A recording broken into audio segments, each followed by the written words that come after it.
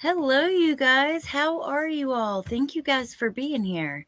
Good morning, good morning, good morning. My gosh, we have a lot to talk about. But first, I'm going to say hello to you guys, and then we'll go ahead and get started. Hey, Pointer Lover. Good to see you. Hey, Teacup. Tess, Preschool Granny, Krug's Wifey, Neat, Becky, Punksy. Hey, Aries Girl, Cool Gamer, Sarah Bella, Mayla's mom. Hey, Rebecca. Hey, Boho Hobo. Hippie Chick, I've been thinking about you. I hope that, if you need anything, please let me know. You're definitely on my mind, though. I know you got a lot going on. So keeping you in my thoughts. Hey, Jen. Hey, Alicia. Queen Bella, good to see you. Let's see, Rebecca. I think I said hi to you, but you know what? If I if I did, then that's all right too. Hey, Sunday Doodles. Okay, so we got a lot to talk about. Hey, Struggle is Real. A few things that you guys might know about, like I want to show you some things regarding this new documentary about the Menendez brothers. That will be closer to the end. An article regarding Sean Puffy Combs and some other things, but a lot of this you probably won't know about. And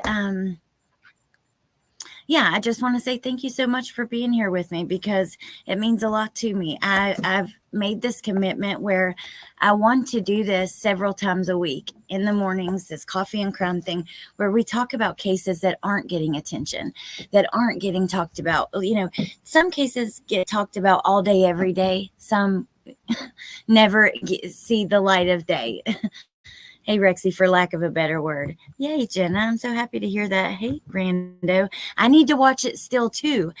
But two things. I want to show you what they've said. There's two articles. Eric is not happy.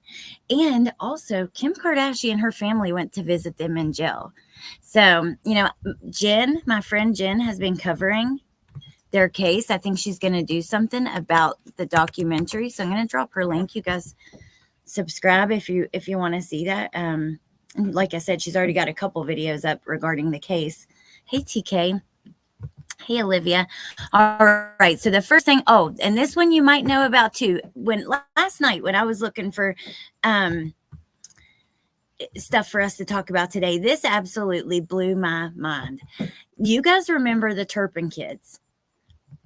Did you know that their next foster home, those parents were also arrested? And okay, so this is a recent article and it just came out on Crime Online. Let me read this to you guys. Foster parents who took in rescued Turpin children plead guilty to child abuse charges. Listen to this, you guys. 3 California foster parents pleaded guilty on Thursday to multiple child abuse charges involving 9 children, including 6 of the Turpin siblings who were rescued from a house of horrors. So 6 of, we all know about the Turpin house. I would assume. Maybe some of you guys don't. But, these children were found. One of them got out. They were way underweight. They just hadn't been taught anything. They hadn't been taken care of at all. It was absolutely horrific. Yeah. Hey, Steph. I know, Teacup. I cannot get over this. The second home was bad, too. How absolutely freaking sad. Our foster care system, there has to be, this is not acceptable. So, Marcelino Olguin pled guilty to 3 counts of lewd and lascivious. Did I say that right? I know y'all have tried to teach me that a few times. Lewd acts on a child under 14 and 1 count each of child endangerment and false imprisonment. His wife Rosa and his daughter Lenny's pleaded guilty to child endangerment and false imprisonment. He's likely to be sentenced to 7 years and be registered as a sex offender. She's likely to get 4 years probation. The 13 children of David Allen Turpin and Louise Anna Turpin were rescued. So 13 of them were rescued from their home in California in January of 2018 after a then 17-year-old stole a cell phone from the house and called for help, as Crime Online reported. The children were found inside the foul-smelling home, many of them shackled and chained to filthy beds.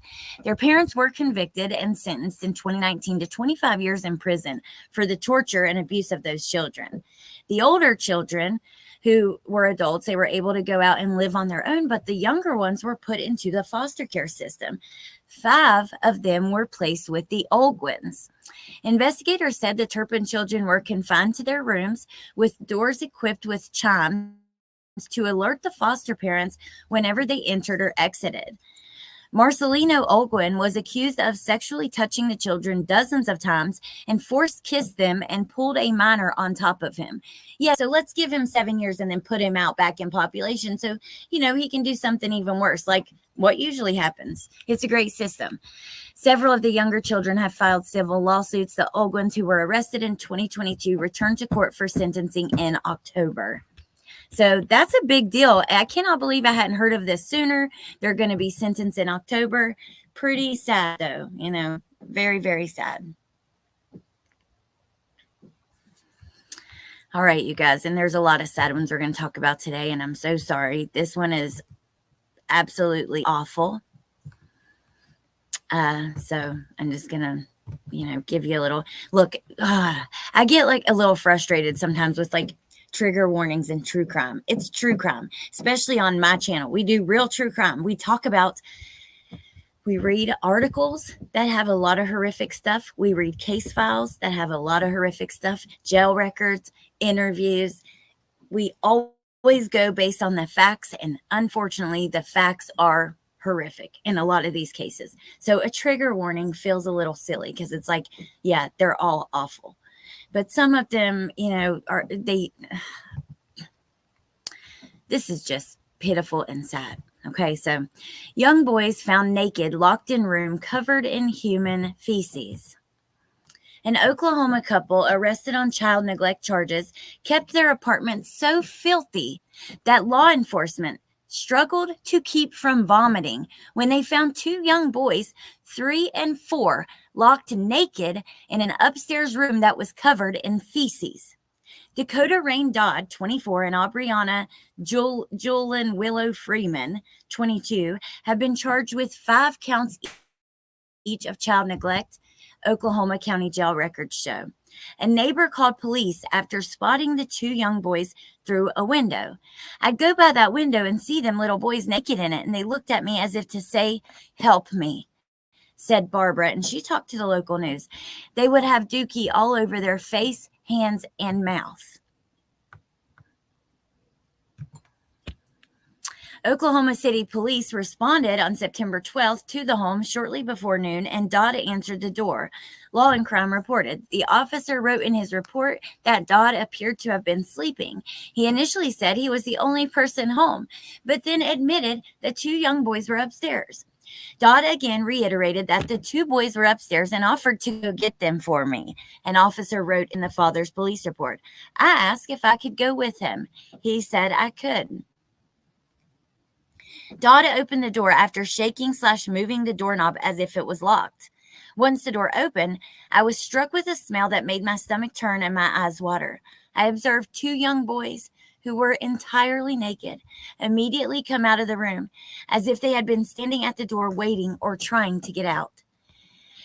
That's about as far as the initial report, which was heavily redacted, went. Law and Crime said, but a records request unleashed an unredacted version. So I'm going to read it to you guys. They have inserted the report here. And it starts right now. So this is directly from the report. On the stairs leading up to the 2nd floor, there were piles of what appeared to be human feces. The smell of feces got stronger as you walked up the stairs. At the top of the stairs was a bedroom. The room had no furniture aside from a children's plastic slide and a few toys. The floor was covered in multiple piles of smeared and flattened human feces. The walls were covered in a smeared brown substance. Based on the overwhelming smell of the bedroom, the brown substance was believed to be feces. There were numerous small handprints in the brown substance on the wall. The only window in the room was also smeared with the same brown substance. The windowsill had a thick layer of the same brown substance. Located in the closet was a twin-size bed frame that was standing on its end and did not have a mattress. On the slats of the bed frame, the same brown substance and handprints were seen. The boys, the officer wrote, had feces caked into their fingernail beds, palms of their hands, feet, legs, and faces, and the feces was dried and did not appear to be fresh. The room the victims were in was covered in feces, both on the walls and carpet. Every wall in the bedroom had feces smeared all over it. The walls appeared to have been painted over once, and then feces smeared over the fresh paint. The window in that bedroom is the same window the original reporting party saw the naked child standing. That window was approximately 3.5 to 4 feet off the floor. The glass on this window was also covered in brown stains similar to those on the walls. The marks on this window are also visible from the parking lot. There was no other furniture in the bedroom. It was carpeted and also had feces on it.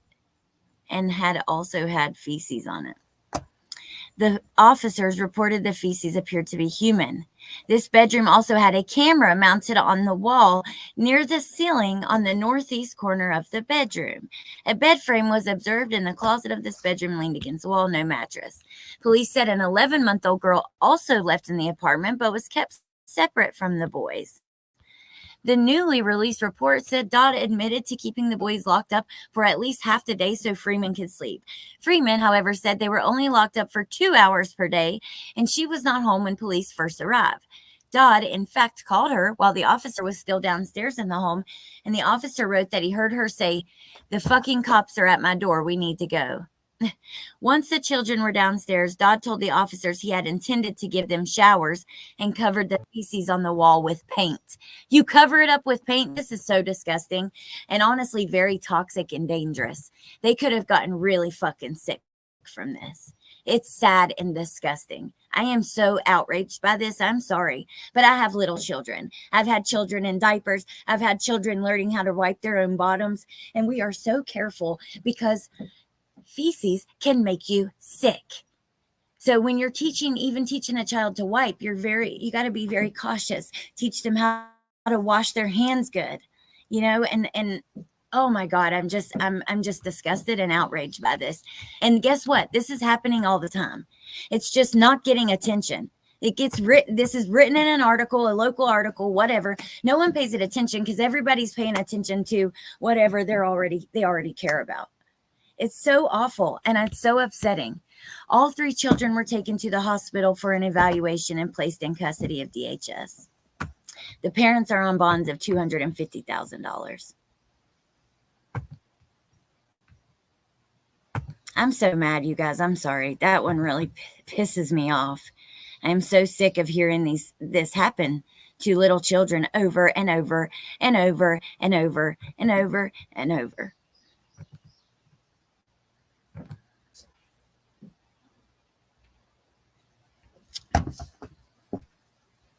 All right, you guys. Hey, Mo. Hey, you guys coming in. Hey, Elena. Good to see you. Black Knight. I was going to just continue my rage because, we... even before the Coffee and Crime series, I did like a live series called True Crime News, and it was very similar. Except for on that one, I wouldn't really plan ahead. We just read through and research different cases together, like live. This one, I've went before it and shows what we're going to talk about. But there's never a shortage of people who should be trusted, right? Police officers, teachers, whatever, coaches, daycare workers, hurting our kids. And this right here, okay. Retired police chaplain accused of raping 8-year-old girl dozens of times. What is a chaplain anyways from the police? Because when I first saw it, I thought I don't know. But here, as we go along, you'll see that he actually, works for the police department. He doesn't work for a church or something and hired by the police department. Let me just read it to you. So, a retired Indiana police chaplain has been arrested and charged with molesting an 8-year-old girl. A probable cause affidavit said that Sylvester Driscoll, 73, abused the girl more than 100 times since she was 5 years old. Court documents said the girl, hold on, let me see something just really quick. Where does Yeah, at the bottom it explains like his work history. I knew it was in here. Okay, sorry about that. All right. So, court documents said the girl told a school counselor about the abuse in August after her teacher noticed she was exhibiting signs of sexual abuse. Now, this is interesting, okay? So, the teacher noticed these specific signs, including complaining of irritation and pains in her privates, walking bow-legged, and soiling herself. The girl told investigators she was forced to watch porn at age 5 and that Driscoll threatened to throw away her toys if she told anyone of the abuse. The girl also said there could be a second victim. Reminds me of Stephen Stearns. Police confronted Driscoll on Wednesday with the allegation, but he declined to speak without a lawyer. He was arrested on a preliminary count of child molestation. The Marion County Prosecutor's Office will determine final charges. Driscoll was a chaplain at the Southport Police Department, but retired several years ago and worked as a civilian employee for more than 20 years with an Indianapolis Metropolitan Police Department, leaving the department in 2019.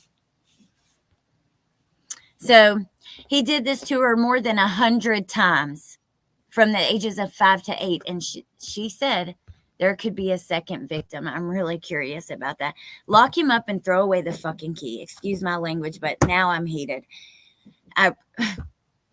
One day I'm going to really try to keep it together more, but today is not the day. And I just keep it real with you guys. And I give you my honest thoughts as they come to my brain. They come out of my mouth.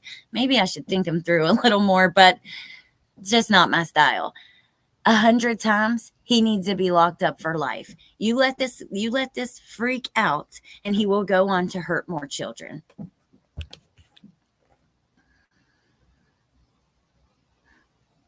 I feel like I'm about to be on one. Oh, what the actual, I know. Hey, Marshall Dove. Yes, Teacup, her teacher is the one who noticed. And those specific signs. Now, she's 8, so would she cover it up more than or less than what an older child might do, especially one that thinks, highly of their abuser? But I don't know. We're going to get into some more with that case later if I have time, but I wanted to do this first. Hey, Teresa, these sick individuals. I know, TK. Hey, Gypsy Purple. Yep, from the ages of 5 to 8. And there's not a shortage of them. If only Maddie's teachers could have looked for signs. Exactly, Jay. And hey, by the way, hey, Jennifer. Ministers to cops, post-trauma, and to families as well.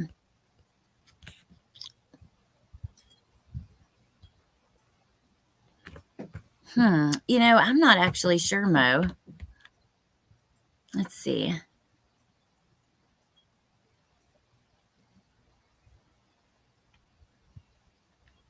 I'm not really sure.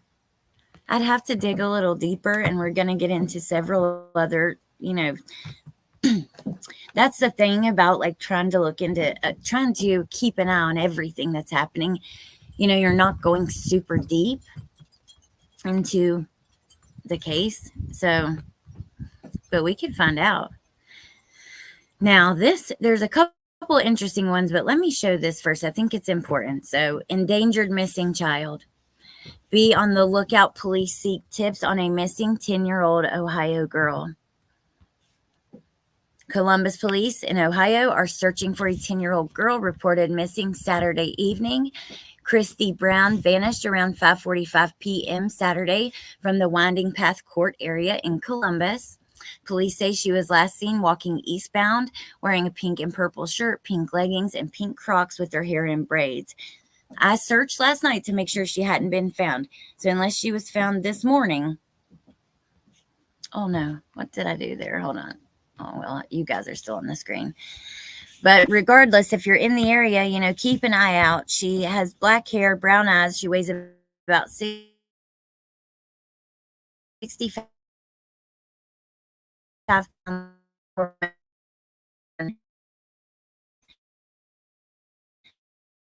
You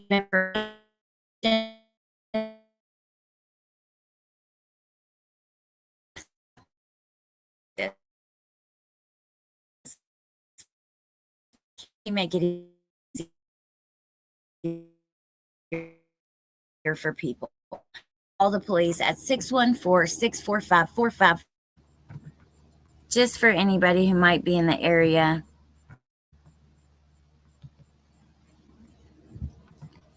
Get her little face out.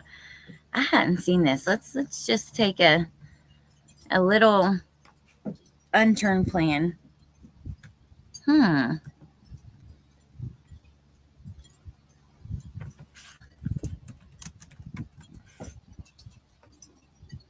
How about now? Does it sound better? Because honestly, there's nothing I can do besides what I'm doing. I don't know why it's getting robotic. Okay, thank you. Sorry about that. We have 3 different kinds of internets in total, and it's just one thing about being by the water. I guess it's hard to get good signal. We've got all kinds of extra stuff to make it better. Sometimes it's really great. Sometimes it's not. We got to work through it, but thank you guys. I appreciate that so much. Thank you for letting me know too, you guys. Can I do that one again? Yes. Oh man, I already exited out of it, but let me see if I can.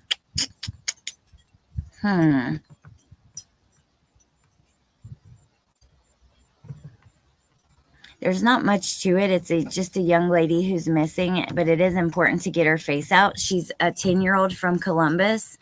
And here, if anybody's in the area, just keep your eyes out for her. She's 4'9", 65 pounds. Cute little girl. Really sad. As of late last night, she hadn't been found yet. I checked before. But hey, Woofy. Hey, Crystal. Okay, so we got a couple more from Crime Online. Then we're going to switch to People magazine and a couple things from them. Okay, so Georgia mom and dad charged after children hospitalized with serious injuries. Look at Dad. He's got blood coming all down his face there. Okay, a Central Georgia mother and father have been charged after their 2 young children were found with injuries and hospitalized. A witness called in a report of children in danger at a home in Del Park Thursday morning. Responding deputies found a 2-year-old boy and a 4-year-old girl with injuries and took 30-year-old Kyle David Rogers, the children's father, into custody. The children were taken to a hospital where the boy was listed in stable but critical condition and the girl in stable condition on Friday. Rogers was charged with aggravated battery, aggravated assault, cruelty to children, and terroristic threats. On Friday, deputies arrested the children's mother. She was charged with cruelty to children and had outstanding warrants from the Sandy Springs Police Department. The sheriff's office did not describe the children's injuries or provide any further information. Let's take a look at this video, though. What did they do? They must have been a little rough with him when they were taking him in, which, look, I appreciate. Rough his ass up like he did those kids. I have no sympathy. Oh, poor guy. Look at him bleeding and everything. Wow. Good. In his undies. I'm going to rewind that so you guys can see that again. I hope you get your ass beat every day in jail, just like you did to your kids. Put one in critical condition. We don't know the injuries, but that's enough to tell me how horrific it was. Pieces of shit. Pieces of shit. Hey, seek justice, Sandra. So many people don't say anything, and I can't stand that. Glad they called. Me too. You know what, Elena? I'm glad you said that because, think about what could have happened to these kids if not. We could be talking about two children that are deceased. And honestly, we probably would be, right? Because there's no shortage of that happening. Oh, now, okay, there's 2 really interesting ones left from Crime Online I want to show you. Okay, so we've got this one.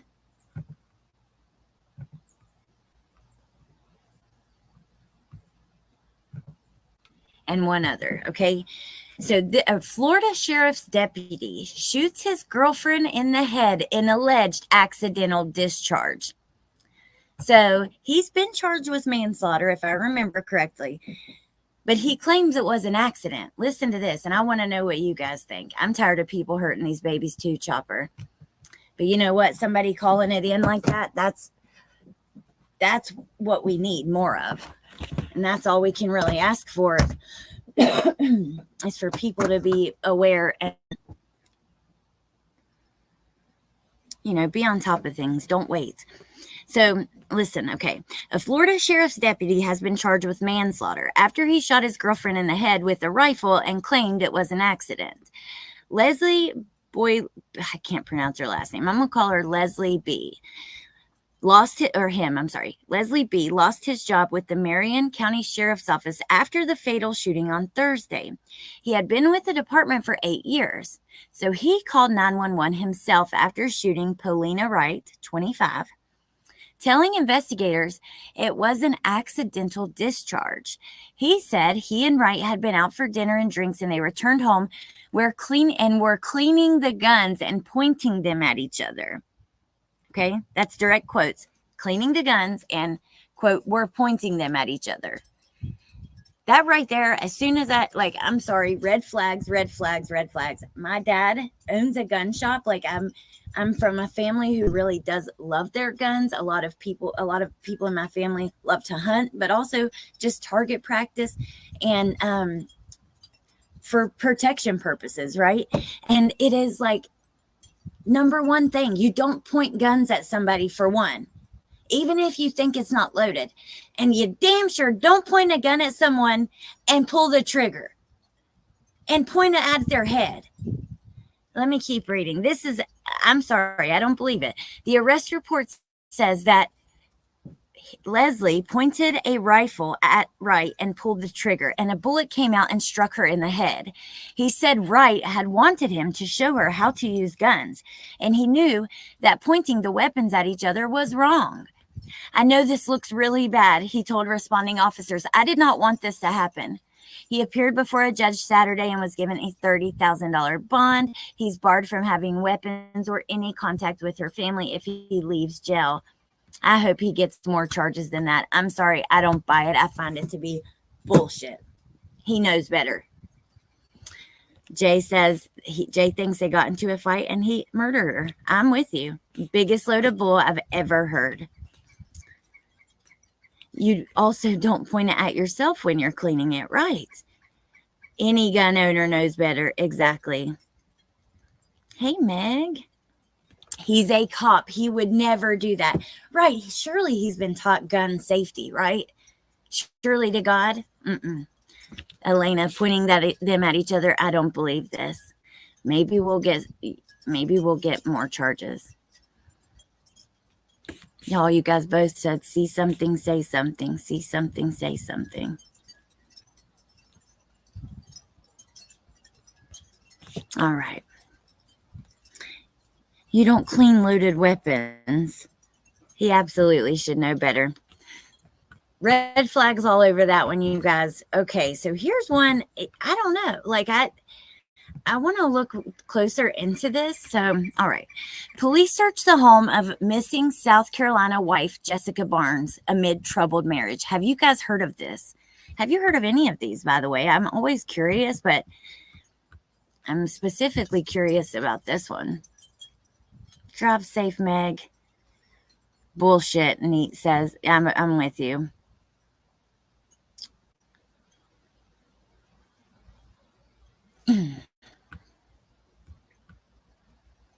No, Shauna. Okay. Good to see you, by the way. I've not heard of any of these. Thank you for letting me know, because that I wanna bring you guys stuff that you haven't heard. I mean, even if you have, I still want to talk about it, but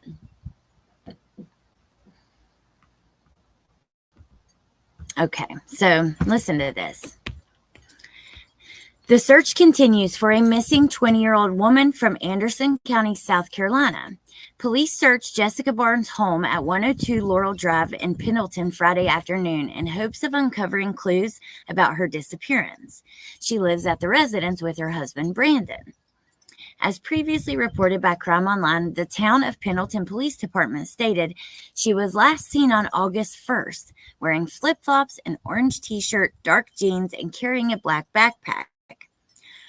Barnes's mother, Cecilia Varvera, requested a wellness check after she was unable to reach her daughter, and her husband stopped responding to messages.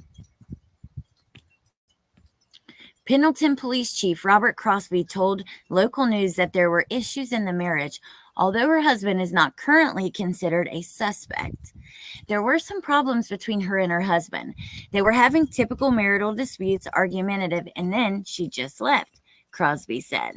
The family has alleged physical abuse in the marriage, heightening concerns about Barnes' disappearance, according to Fitz News. However, no reports of abuse have been filed with law enforcement, and no charges have been brought in connection with the allegations. On Thursday, listen to this though, because this makes me think police are suspicious of the husband. On Thursday, a wooded area near a boat ramp about 4 miles from the home was also searched after a vehicle Barnes commonly drove was tracked to the area. So there's a car that the husband commonly drives, went to this wooded area near a boat ramp, which is concerning because, if he did go out on a boat or something, it's just concerning. Police, after knowing he went there, they went there and searched. So that makes me think that they're definitely looking at him. The Pendleton Police Department and agents from South Carolina Law Enforcement Division are reportedly collaborating on the investigation. Let's take a second and just watch the little video right here.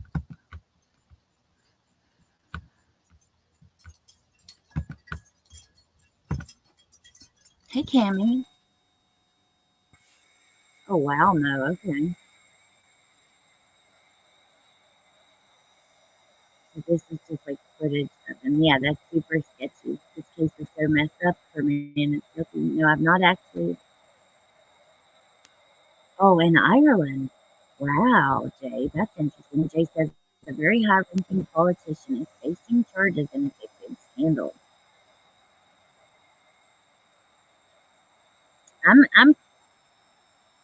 Yeah, just because there's no reports doesn't mean there was no DV. That's so true. They're suspicious of him, or why are they searching the areas he's been and now their home? I want to look into this more. Apparently, Mo has been. Have you covered it or anything, Mo? Or are you planning on it? There's no sound, Brando. I'm sorry. There's just like honestly, I'll just mute it because it's just the sound of the drone or whatever.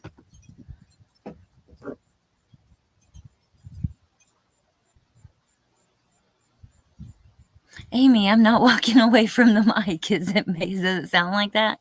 I'm just sitting still.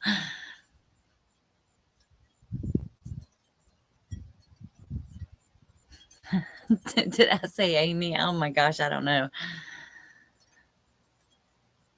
So my volume was doing something funky? I have looked a bit. I can't really find a whole lot. Okay. Interesting. Makes me want to look more. Now I want to talk to you about some people you do know. Because we talked about a lot of things that you didn't know, but I'm sure you know Kim Kardashian, Diddy, and Eric Menendez. These are interesting updates.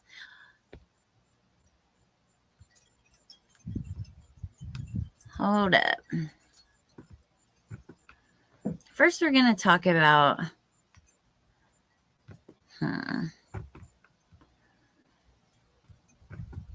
We'll do Kim Kardashian and Eric Menendez. There's 2 little articles I want to show you what they have to say about this new documentary, which I think Jen might review. Like I said, I know she's been covering the trial.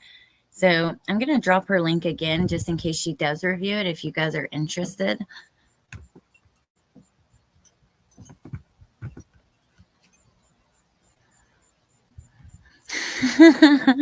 Amy is Allie's alter ego. You can't hear me? Hey, 307, Mrs. Troy. Wow. Kim K sent a YouTuber I know a cease and desist. They did it through their lawyer because he was talking about Kim being at Diddy's parties. Okay, Jay. Awesome. Thank you. All right. So this was really interesting. They're giving us it's supposedly an exclusive on what's going on in jail for Diddy, but it says Diddy is in jail on suicide watch inside his life behind bars. On the morning of Friday, September the 20th, Sean Diddy Combs, now known by the Bureau of Prisons as register number 37452-054, was served a 6 a.m. breakfast of fruit, cereal, and a breakfast cake. Well, you're lucky you get that. The previous day, multiple sources confirmed to People First that Combs had been placed on suicide watch at the detention center in Brooklyn. His lawyers tell People he is strong, healthy, and focused on his defense. Adding in a statement Friday, he is committed to fighting this case and has full confidence in both his legal team and the truth. Representing the singer, his attorney, wait, did they get them backwards? It's Mark Agnafilo and Tenny Garagos? Maybe not. Okay, wrote in a bail proposal rejected by 2 Manhattan judges earlier this week that the Brooklyn facility is not fit for pretrial detention, calling the conditions there horrific. So I've seen his attorney speaking to the news a lot. However, I don't know his name. I've only seen one. I'm curious. Garagos just grabbed my attention because of Mark Garagos. You guys know, so he's somewhat of a celebrity defense attorney. He's done big cases, but he also does a lot of TV shows, appearances, stuff like that. Cameron Lindsay, a retired warden of this prison and an expert witness in corrections, tells People the rapper has a long road ahead. His huge celebrity status and the allegations of violence against women make him a very attractive target for assault. And in subculture, in the world of jails and prisons, to deliver a hit on somebody like him would be considered a badge of honor. Calling the facility austere and cold, the former warden adds, everything is planned. It's not a life. The rapper would not have access to the internet, and any outside recreational time would be spent in an enclosed area, according to Lindsay. The new surroundings appear to represent a stark shift from the music mogul's longtime celebrity life, complete with a $48 million residence and his own personal plane.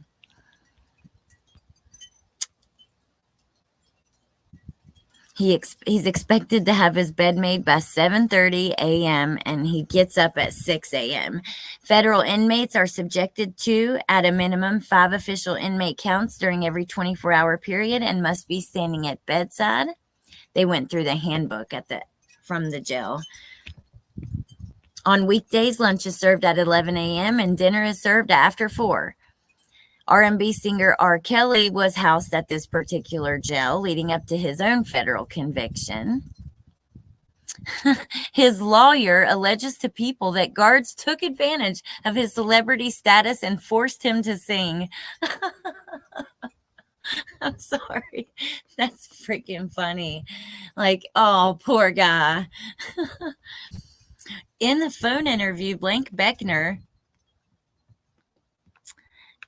called Kelly's time at the Brooklyn facility mentally crippling and one of the worst experiences I have ever heard of. If Diddy is going to be experiencing anything like I know R. Kelly did, it's not going to be good. And she added her opinion, the jail is not at all safe. On the daily, we were concerned about whether or not R. Kelly was alive, frankly. It is inhumane, a whole other world. I mean, grown men cry. In a statement, People said the Federal Bureau of Prisons takes seriously our duty to protect the individuals entrusted in our custody, as well as maintain the safety of correctional employees and the community. Acknowledging the staffing and other challenges at MDC Brooklyn, he says is now about 76%. He said an urgent action team has been appointed to take a holistic look at the challenges at MDC Brooklyn. Well, you know what? Look, and this is something we're going to talk about in reference to Letitia Stout, where she's at and the people that she's with very soon. When someone's sentenced to jail, they shouldn't be, essayed. They shouldn't be tortured. They should be safe. But I don't care if they're comfortable. That's just where I'm at. And, I don't know. It's just, yeah. Poor Diddy. Poor Diddy. Can you imagine, though, going from a life of having like millions of dollars, parties, planes, all the nice things in life, and then you're stuck in jail? I wonder if J-Lo will testify too. My mom retired from federal prison. So, and I used to go out there all the time to visit her because, when I was a teenager and I needed money and stuff like that. And when I did, I had to drive through. It's pretty crazy because at her prison, they had something called a camp. And some of these federal inmates that live at the camp, they are not even behind a gate. There are no walls. It's just kind of like a little treatment facility, and they can come and go as they please. They have to stay on prison property, but they can go around the camp as they please, inside, outside, whatever. Then you go through these big gates, and then you see the prison where, the razor wire, there are several rows of that, and there's a rec yard, and you go inside, metal detector, of course. I would go into the financial offices, but I've been in the back because we went as a field trip for my school. But yeah, it's I don't know, pretty crazy. People say though that federal prison is a lot better than state prison and a hell of a lot better than jail. So, PD Pablo was actually in my mom's prison. North Carolina, come on and raise up and take your shirt off, twist it around your head, spin it like a helicopter, that guy. Or Freak a Leak, he sang that too. Also, Snuffleupagus was in her prison and a couple other people, but I know, Alicia, me too. And then they get a complaint about, their living conditions. Queen Bella, thank you. I'm sure those victims were much more uncomfortable. I don't believe people in jail should be comfortable either. You got sentenced to be in jail, not a hotel. Well, I'm really surprised they said he wouldn't have internet, because I have a family member right now in jail, and she has the Getting Out app, and she can watch movies and all kinds of shit, purchase songs, all kinds of shit. And she's awaiting, because jail's different than prison. You get more privileges in prison, but sing more, Allie. Sorry. I just needed you to know who I was talking about.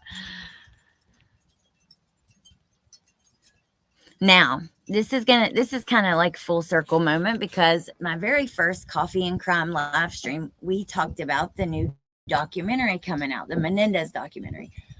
Because my idea was I want to talk about all things true crime, not just, I want to talk about a huge focus on unknown cases. I'm completely dedicated to that. I'm going to continue to do this for the foreseeable future, where there's a heavy focus on unknown cases that aren't getting attention. However, I also will include updates for cases that are more known. Talk about my feelings on situations like the YouTuber getting the restraining order from, I got something to say about that, by the way. Talk about my feelings on stuff like that, but also talk to you about books, documentaries, shows coming out, anything true crime related. Now, speaking of the YouTuber that, thank you, Jay. Speaking of the YouTuber that got a restraining order for her coverage of a case against family members. The mom of a missing child got a restraining order on this YouTuber and a couple other people in her family. She literally did an interview over the weekend with the mothers long lost fucking cousin. Long lost, hasn't seen her in 10 years, never met the missing child. Like, what could she possibly say that could be of help to finding the child? Nothing. She could help with bashing parents of a missing kid. She could help with drama to get views. She could help, all the people that sat around and reviewed it as if it was fucking anything that would help. The most dumbest shit I've ever seen, and it pisses me off. I'm gonna be real with y'all. I'm not gonna hold this in. I think it's disgusting. And I think that should be a violation. I don't know if it will be. I'm not saying it should be based on the law and based on what's in her restraining order, but it damn sure should be, because that's fucking wrong. That woman has a restraining order on her, and she goes out and finds a long lost family member to bring on YouTube to bash her and to help just continue the narrative that she had something to do with her child going missing. Rando, I would think so. I would think it would be third party. So I don't know, we'll see. But I would think so. So it's just,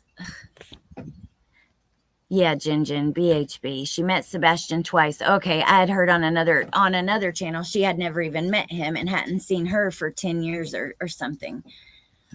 But regardless, meeting him twice, and if that was years and years ago, what could you possibly add to finding him? It's ridiculous.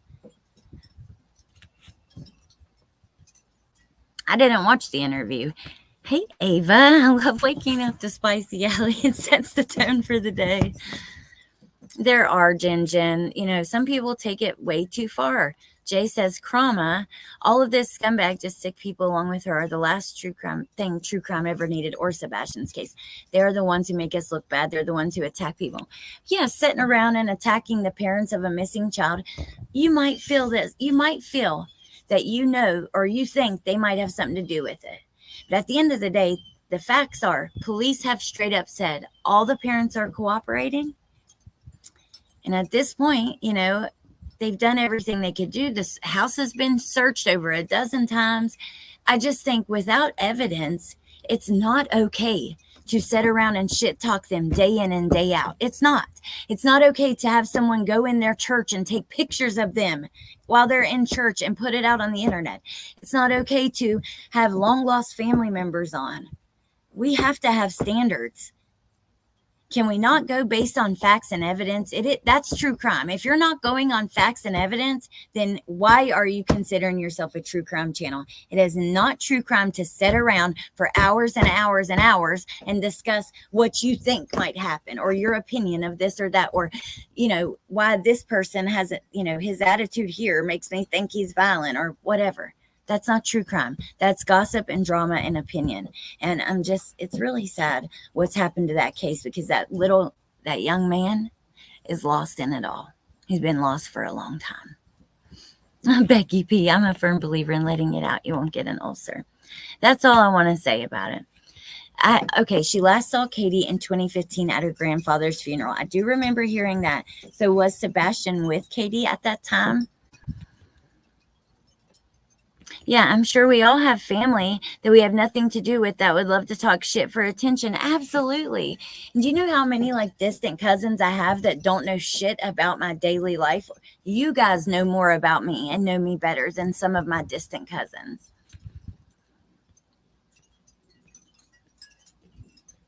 I'm just over it. Is Allie smacking her table again? Probably.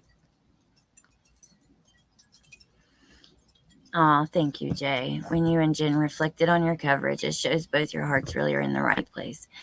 I appreciate that. And I know that, hell, it's made a lot of us not even want to go live or do true crime. The best thing I can do is continue to do things like this, cover unknown cases, the cases that are more known that we cover, like Madeline Soto, do it with love and compassion and try to go on the facts. And I don't know the answer, but good morning, Amy and the weirdos. MK. Oh, awesome. I'm glad you like the wind chimes. It's not even about him anymore. No, I would never go on and talk shit about family. Yes, he was with her. Thank you, Pointer Lover. Okay. Sebastian was at the funeral. So she met him twice. In 2015 was the last time. When he was 8, he goes missing at 15. I don't think you're going to be of help. And I know that he is special needs, but he was high functioning. And at 15 years old, God only knows the people he could have been talking to online and stuff. I have friends that are suspicious of both sides of the parents, but they don't get on here bashing them, because what if they're, they just keep their questions and wait and hope that he's found. I don't know, whatever. We're going to keep it pushing, because I want to talk to you about Kim Kardashian and the Menendez brothers. Oh my goodness, Mark Milligan. Good morning. Oh, I'm so happy to see you. Thank you for being here. Thank you. That's super sweet. You guys, Mark Milligan. Let me see if I can grab an article. Hold on. Mark's brother Harry has been missing for a long time. He's been on the show a couple years ago. And let's see, our cold cases. Brother hoping to reignite the search. I'm going to share an article from 2022. If you haven't heard of this, please take a look at it. Harry was last seen July 1st, 1984. After a night out with friends, his friends dropped him off at his Pontiac Grand Prix around 4:30 a.m. in Albia, Iowa, and he hasn't been heard from since. And I read that from the poster they shared here on Dateline. But I'm going to share the link to that. You guys, please check it out. He deserves to be found. Can't imagine, Mark's been fighting for his brother to be found for a long time. He's also retired police, so he has like really interesting perspective when we talk about the cases. But yeah, please go give this just a minute of your time, this article. It would mean so much to me. And thank you for being here. Good to see you.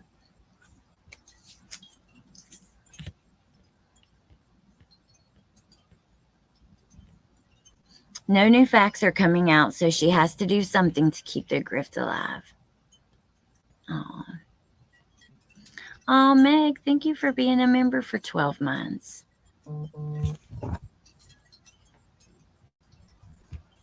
Thank you so much. Here, let me just show you guys the article really quick. We're doing true crime news. It ain't going to hurt. And then we'll get into Menendez and Kim Kardashian going to visit him, for one. But also, Eric Menendez is not happy with the documentary that's came out. And he's made, there's an article about what he has to say about it. And I want to show that to you as well. So before we get into it, let's take a look at this just for a second. Let me just get some stuff pulled up in the background. I'm so sorry, you guys. Okay, so brother hoping to reignite the search for Harry Milligan, who disappeared 38 years ago. This would be 40 years ago now, because this article was from, 1984, was from 2022. So here's a picture of Harry. Last seen July 1st, 1984. Yeah, just check out the article. I won't read through it all to you guys, but it's important to me that everybody knows about this. Honestly, I have a live on it, but it's old. So somebody knows more. I'm certain of it. The three guys, Mark told Dateline, the three guys dropped him off at the vehicle, and they say they saw him drive away. That's the last anybody ever saw of him. I'm not sure, I'm not sure I believe him. I remember thinking that at the time. I'm a little dusty on the details, but there's also a Dateline episode on it. Maybe you guys could find that. But there's a Facebook page called Harry Dennis Milligan Still Missing. Let me see. I think I can get the link to that. And then I'll drop that, and then we'll talk about Menendez. It looks like the Facebook page is not available anymore. So, yeah, if there's anywhere that people can go for more information, just let us know, Mark, and I'll share that out. And again, there's his face. My God, 40 years. What a handsome young man, too. He deserves to be brought home. He certainly does. Okay. Cannot imagine, man. Mm-mm-mm. All right, you guys.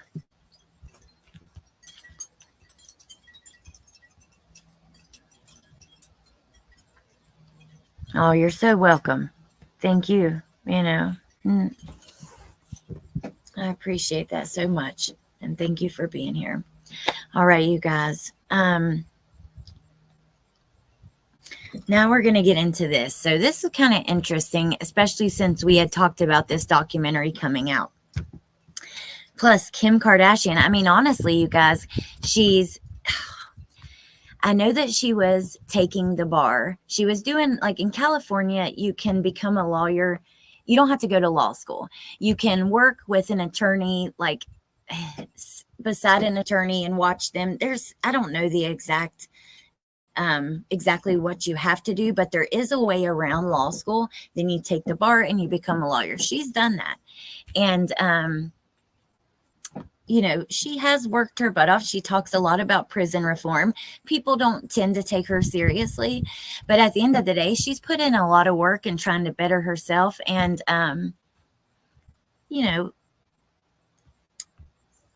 try to help, try to do something besides, look pretty, whatever, all this superficial stuff that you often hear about her. So I can appreciate that. But let me read this to you. So Kim Kardashian paid a visit to the Richard Donovan Correctional Facility on Saturday, September 21st, to give a talk about prison reform to inmates, including Lyle Menendez and Eric Menendez.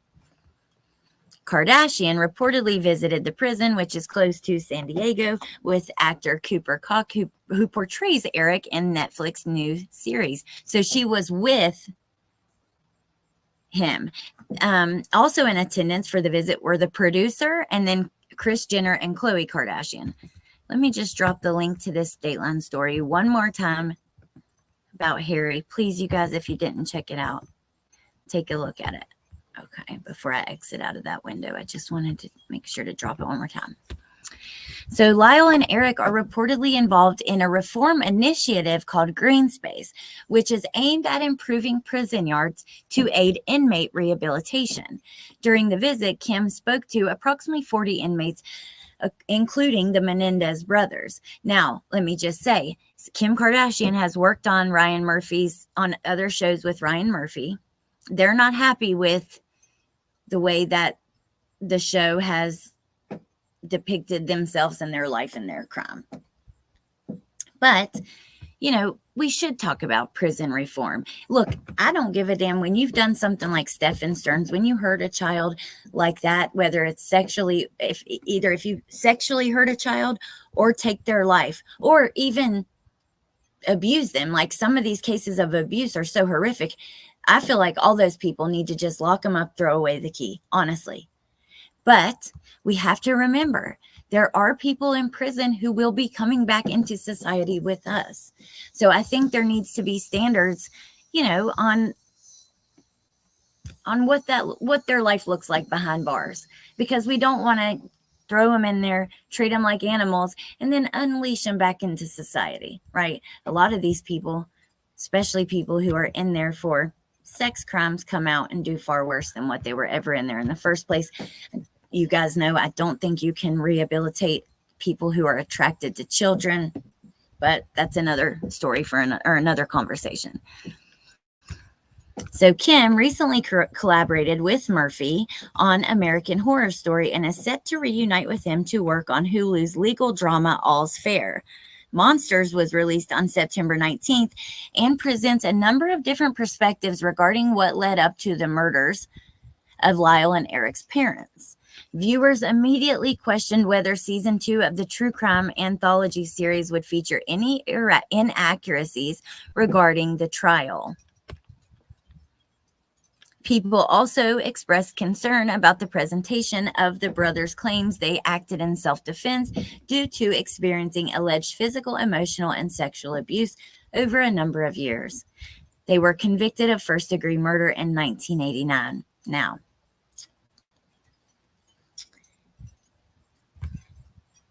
let's go over to this article. for a second. Eric Menendez slams Ryan Murphy and Netflix for the dishonest portrayal of his parents' murders. Eric Menendez is slamming Netflix and a Hollywood producer for a new series based off of his life. Menendez, one half of the Menendez brothers, spoke out about the series. In a statement shared by his wife, Tammy Menendez called out, quote, a caricature of Lyle rooted in horrible and blatant lies, unquote, on social media Thursday night. He said in a statement, I can only believe they were done so on purpose. It is with a heavy heart that I say, I believe Ryan Murphy cannot be this naive and inaccurate about the facts of our lives so as to do this without bad intent. He continued, it is sad to me to know that Netflix's dishonest portrayal of the tragedies surrounding our crime have taken the painful truth several steps backwards, back through time to an era when the prosecution built a narrative on a belief system that males were not sexually abused and that males experience rape trauma differently than women. Actually, here's this entire post. Tammy posts this, Eric's response to the Netflix series.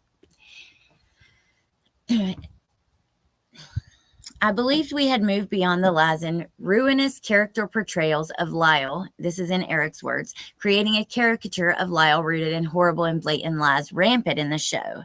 I can only believe they were done so on purpose. It is with a heavy heart that I say, I believe Ryan Murphy cannot be this naive and inaccurate about the facts of our lives as to do this without bad intent. It is sad for me to know that Netflix's dishonest portrayal of the tragedies surrounding our crime have taken the painful truth several steps backwards, back through time to an era when the prosecution built a narrative on a belief system that males were not sexually abused and that males experienced rape trauma differently than women. Those awful lies have been disrupted and exposed by countless brave victims over the last 2 decades who have broken through their personal shame and bravely spoken out. So now, Murphy shapes his horrible narrative through vile and appalling character portrayals of Lyle and of me and disheartening slander. Is the truth not enough? Let the truth stand as the truth.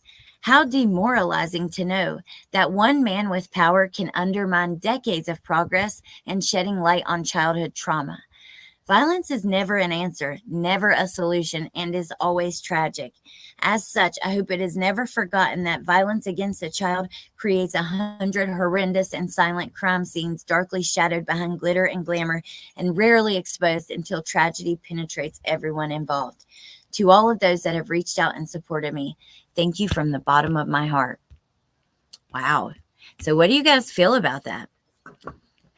I mean, look. A lot of people wanted Gypsy Rose to be let out. And, you know, I do know that I believe family members have spoken out saying, you know, backing them up with their claims of abuse. I don't know.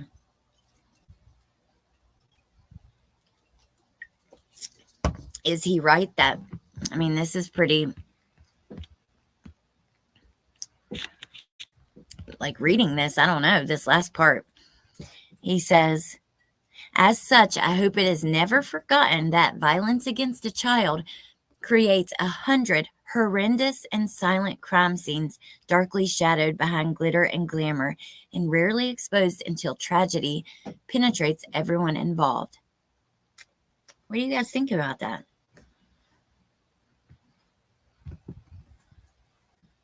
There's a lot of people that are abused that don't go on to commit murder. So, I don't know. Pretty interesting, but to me, it stinks of revenge. Jay says, no real effort to cover it up. Hey, Humanimal. My beautiful friend from across the pond.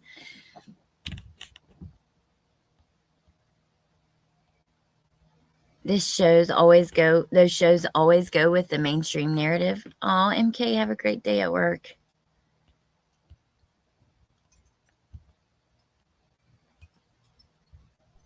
Do you think the Menendez brothers should be released?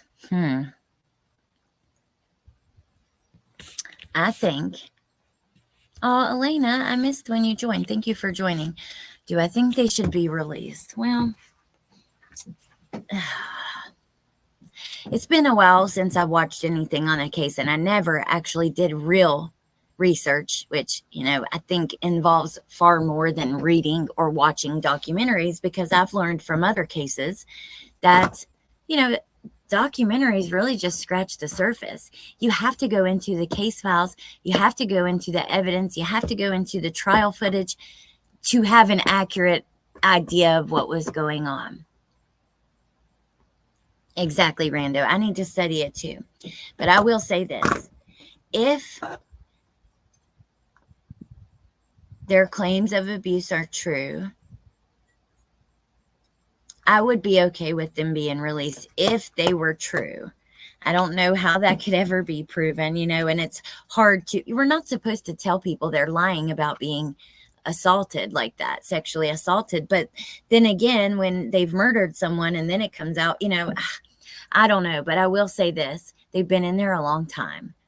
And if those claims are true, do I feel like they went about it the right way? No, absolutely not. But I don't think it's fair for people like Gypsy Rose to just do the little time she did and get out when she was part of some of the scams they ran, but then other folks who they claim to be horrifically sexually abused are still in there. So, other people have said their father had abused them. I heard that. So, I do tend to believe that it's true, but I don't know. It's been a while since I've looked at it. What do you guys think?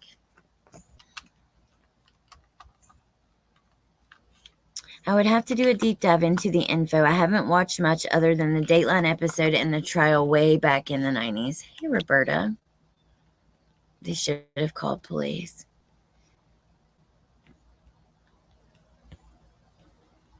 I feel like they were far more victims than Gypsy, Tess says. They need a lot of treatment before release either way. Well, Mo, that goes back to like a conversation I want to have about conditions in the jail. There's an inmate who is listed on the lawsuits with Letitia Stout, who's not in there for killing a child. She's in there for killing her husband, though, who has a lot of claims against this prison. And it just gets you thinking about the people that are in prison living, however these prisons are taking care of the inmates. Some of them living in really awful prisons, and then they're getting put back out into society. So I don't know. I feel like they were most likely abused, but that doesn't excuse the murder. I'm with you, Alana, but do you think time served is enough? It's so hard for me to get into the highly publicized crimes like the Gypsy or Menendez. See, I'm interested in Menendez a lot because I want to see like these. I need to watch the documentary, but I'm with you, Riley. Sometimes I find it hard to get into him too. Oh, Teacup, I read the tabloids back in the day too. My mom and I, that was our thing. Like she would always treat me with them. Like after she went to the store, she would bring me one home and I would be so excited, like to flip through all the Star, US Weekly, In Touch. I read like almost every one that came out of all three of those magazines. I loved the fashion and just like all the stuff. I read them too. It's to try to make them look better and try to justify. She is so pretty. I agree, Ava. Well, they tell us not to question people when they say they've been abused, but I guess it's natural if that doesn't come out until after they've committed this awful crime. But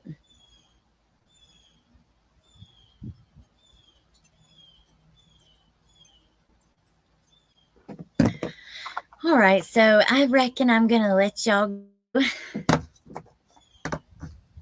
I need to go through some things as far as Stephen Stern's files. I got a lot to do there, and also some things regarding what's going on in Topeka Correctional Facility. So anyway, thank you so much for being here.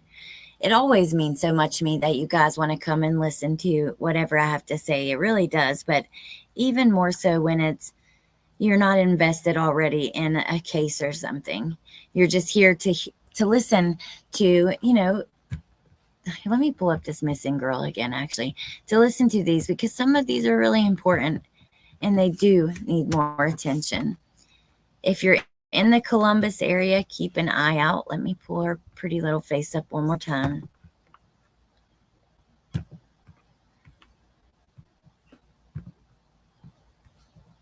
Just a second. But yeah, thank you so much for being here. It means it really means so much to me. Here we go. Endangered missing child. Christy Brown, only 10 years old. Columbus, Ohio. So thank you guys for spending your morning with me. I hope you go on to have a lovely Monday. It's only 9:30. It's still early. All kinds of crap we could get done today, you guys. So Columbus, Ohio. I know, 10 years old. There's really not a lot of information either. Just last seen walking eastbound from Winding Path Court wearing a pink and purple shirt, pink leggings, and pink Crocs. Columbus police in Ohio. Her hair was also in braids at the time. She's 65 pounds and 4'9" tall. Her name is Christy Brown, 10 years old. So anyways, all right, you guys. Thank you again so much for being here. I hope you have a lovely day. I might see you a little bit later to talk about some other stuff. And no, Cammie, I'm from West Virginia, but I'm in the Outer Banks. 10 years old is too, I know, she's little. She was on foot. Yeah. All right. So I will say goodbye for like 20 more minutes. I'm not going to do that to you guys. I won't put you through that. But thank you again for being here and have a lovely day. And I'll talk to you soon. Bye.